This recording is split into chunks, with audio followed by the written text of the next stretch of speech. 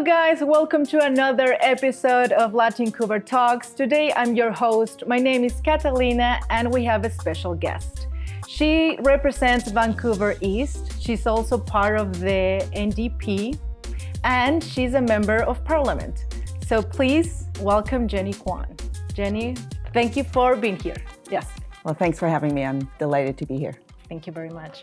So let's talk about who is Jenny Kwan. For those who just are meeting you, who is Jenny Kwan? What is your role also in the Canadian government? Okay. Well, I, like many Canadians, am an immigrant. My family, we immigrated here when I was just a little girl. And it was tough, moving to a new place, trying to resettle, learning the language for my parents to learn, to find work, and then of course to find housing. All of that was a challenge. But having grown up as an immigrant, knowing how important the multicultural community is to the Canadian society, both economically, culturally, in every aspect. So I grew up with that knowledge, grew up with that sense of purpose, if you will. And so after I graduated from high school, I went to Simon Fraser University. I studied criminology and graduated with a Bachelor of Arts degree in criminology. I was going to become a lawyer, but then I got involved with legal aid in the Gastown area right here. So I became very involved as a community legal advocate. And so as a result, I ended up actually staying in the downtown Eastside community, in this community, working with people, supporting people, advocating for people, fighting for people and for their rights, for equality and justice, which is what we all want. And so then I became a city councillor in 1993. I ran for City Hall and was elected as the youngest councillor in the city of Vancouver. After that, in 1996, I ran for office provincially and became the member of the Legislative Assembly in Vancouver Mount Pleasant. I represented that community as the provincial MLA for 19 years. And then in 2015, I ran federally and became a member of parliament. People will say, why did you run for office? Well, I ran for office because I was really angry, actually, at the time when the federal Liberal government canceled the National Affordable Housing Program in 1993, and then the Conservatives before them canceled the National Co-op Housing Program. And I thought, how could that be when we have so many people who need housing, who need support, and we know that housing is the foundation of the well-being of the individual and for our community. So I got really mad. And then people say, you should run for office. Bring the voices of people to the decision-making table and to advocate for them, to fight for them. And that's what I've been doing for over 30 years now. So that's really, in a nutshell, what I'm all about.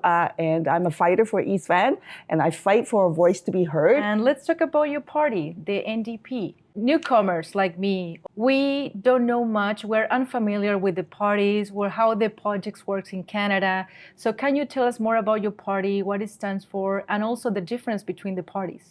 Yeah, so the NDP historically, we are a party that fights for justice, for equality, for basic human rights. We're different because we're the grassroots. We represent the people, the everyday people. We're different from the Liberal Party, for example, or the Conservatives, who tend to represent the wealthy, the top 1%, the big corporations.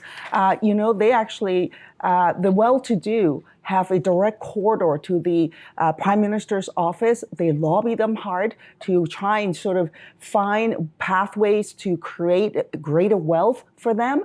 Whereas the NDP, we are here to represent the everyday people. Often the people do not have direct access to the Prime Minister, but that doesn't mean that the voice should not count. In fact, their voice absolutely must count. So we're a fighter for the people, we're a fighter for the workers, we're a fighter for the immigrant community. So we want to make sure that Canada is a diverse community, is a well-represented community, and a community that's welcoming for everyone, that everyone's voice should count, and that everybody has a place in Canada. Thank you, Jenny. Right now, Canada is facing a lot of changes, housing, immigration policies, economy.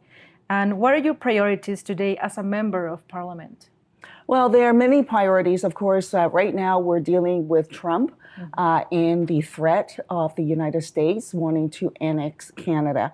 And so we Canadians, and I'm really proud of this, to see Canadians coming together from all different sectors and different walks of life, coming together, united to fight against the Trump threat. So I think that's really heartening to see. We need to band together and come together, and that for sure is one critical issue. But closer to home, in terms of local issues, there are a number of issues that are really important for Vancouver East. As I mentioned earlier, housing is absolutely a critical issue. Yes. People need a place that they can call home, a safe, secure place where they need an affordable place. And so that is absolutely critical. And so New Democrats are moving that forward with a variety of different programs in our platform. For example, protecting renters and renters' rights, for example, creating actually low interest loans, calling for a low interest loan for first-time home buyers as an example. And then saying no to people who want to just buy up our homes and then to jack up the rent, to profiteer off of people, to displace people, and to maximize their profit. And we're saying no to all of that. We need to protect the people first and foremost to ensure that people actually have a home. The other thing that is critical for people, Vancouver East, actually, in this neighborhood, on a per capita basis, we actually have the largest number of artists. And you can see it, how vibrant we are, how beautiful we are, how innovative and creative we are. And so we need to support the art community, the artists in our community. So Latincouver, for example, the beautiful festival that is held every summer that welcomes everybody to celebrate the Latin American community, to make sure that we learn from each other, we respect each other, and that we understand each other, to really be part of that community as an example. So we need to support the arts. I'm a big fan of that, and have been fighting in the House of Commons for the federal government to increase the Canadian Arts Council funding and to continue to support important organizations such as Latincouver. Let's keep talking about immigration, and what specific proposals or ideas are you working on to support immigrants? Like, you named something like about the housing, which is really important, is priority. What else do you have in mind? Yeah, so on the issue around immigration, I don't agree with what the Liberal government has done and what the Conservatives are trying to do. The Conservatives are constantly vilifying newcomers, blaming us for everything, and the Liberals have bought into that. They're blaming us for Canada's housing crisis. Well, Canada's housing crisis is not caused by newcomers, it's caused by failed government policies, Liberal Conservative failed government policies when they decided to cancel the co-op housing program, when they decided to cancel the National Affordable Housing Program and stop building housing. And when you just rely on the private sector, whose main job is to maximize their profit, how do you think the housing crisis is going to be addressed? Where do you think the problem came from? Right? It's from the government's failure in their policies. So stop scapegoating newcomers. Stop scapegoating immigrants. We are not the problem. We contribute to Canadian society and our economy. In order for us to have a proper immigration process, the NDP has called for a blue ribbon panel so that we can actually have all the different stakeholders, newcomers, people from the business community, from institutions, from all walks of life, and people from the different levels of government to come together so that we can actually map out a long-term 10-year plan for our immigration policy. We need to address the backlog. It is absolutely outrageous that families are separated, they can't get their permanent resident status, and they're just stuck in the system. They're literally waiting year after year after year for their application to be processed, and that is just plain wrong. So we need to put the necessary resources into the immigration system so that we can process those applications. The Liberals, instead of doing that, what did they do just prior to the election? They actually fired 3,300 immigration officials at a time when we actually have huge backlogs in the systems. That just makes zero sense whatsoever when you have such a huge backlog that you reduce staff, that they're cutting staff to the tune of 3,300. On top of that, we were talking about the contributions of newcomers. I absolutely oppose the Liberal government's cutting in resettlement funding. They significantly cut resettlement funding just at around Christmas time. And as a result, many of the organizations lost their funding that they have had for years in support of newcomers as they resettle here in Canada. And that also makes no sense. And we need to see that reversed. The government is blaming international students as though somehow international students are causing the housing crisis. Well, international students do not and did not cause the housing crisis. They contribute to Canada's economy. And by the way, international students, they actually pay something like 5 or 6 times more by way of tuition to domestic students. When you lose a big chunk of international students, that will have a ripple effect, not just for the institutions, but for Canada overall, in our economy overall. Last but not least, I would also say that we need to address the migrant workers situation. I think it is absolutely deplorable that Canada brings in migrant workers and then without giving them full rights. So because they don't have permanent status, they don't have the full rights, they're often subject to exploitation and abuse.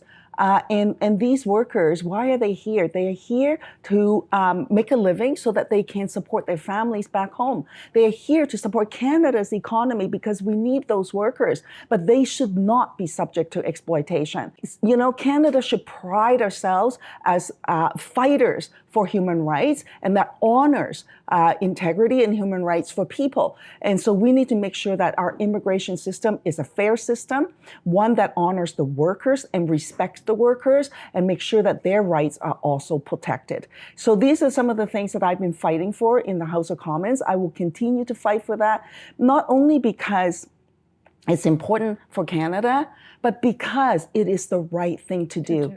This is what it means as part of humanity, as part of the larger human race. We support each other, we lift each other up, we respect each other, we honor each other. So we need to honor newcomers and their contributions. We need to honor migrant workers and their contributions and their families and their sacrifices.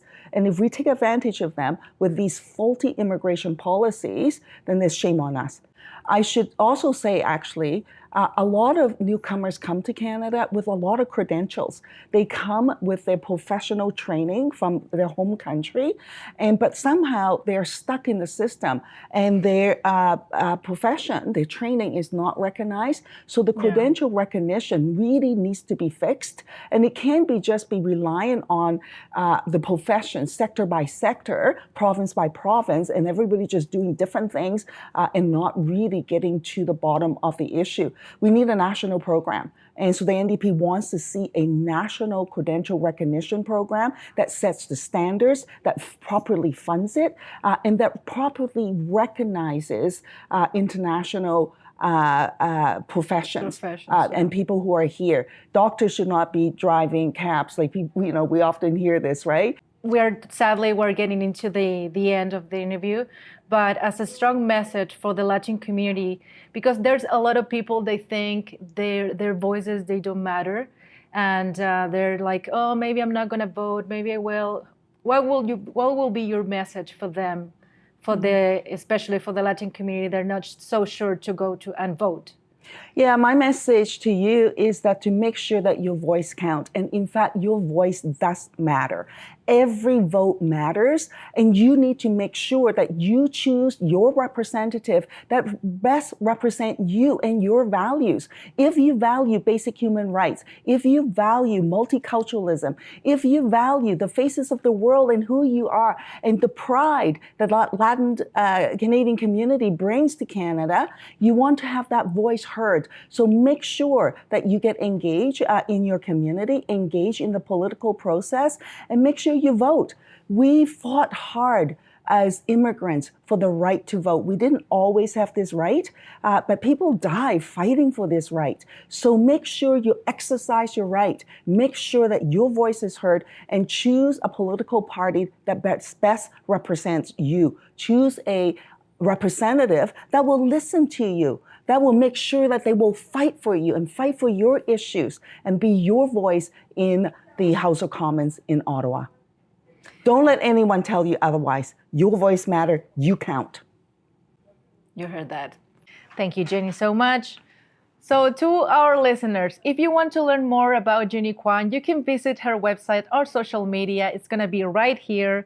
And like last message, please get involved, stay informed. Your voice does matter. If you want to learn more about our community, our message, and how we work, please visit Latincouver.ca or at Latincouver on Instagram. So I am Catalina. See you on the next episode of Latincouver Talks.